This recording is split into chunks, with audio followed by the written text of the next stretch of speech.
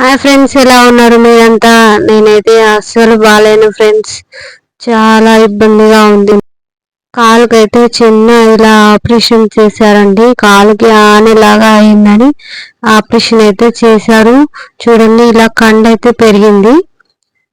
Operation చేశారు. ఇక ఇంటికి వచ్చిన తర్వాత పాపం పని మొత్తం మా వారే చేశారు. చూడండి, మటన్ కూర వండడం కోసం అల్లం వెల్లిపాయలు దంచుతానని దంచుతున్నారు. ఆయన బాధ చూడండి, పగవాడికి కూడా రావద్దు ఆ బాధ. లైఫ్ లో ఫస్ట్ టైం వంట చేస్తానని అల్లం వెల్లుల్లి దంచుతుంటే సగం కింద సగం పైన పడుతుంది. కానీ టేస్ట్ మాత్రం సూపర్ గా చేశారు.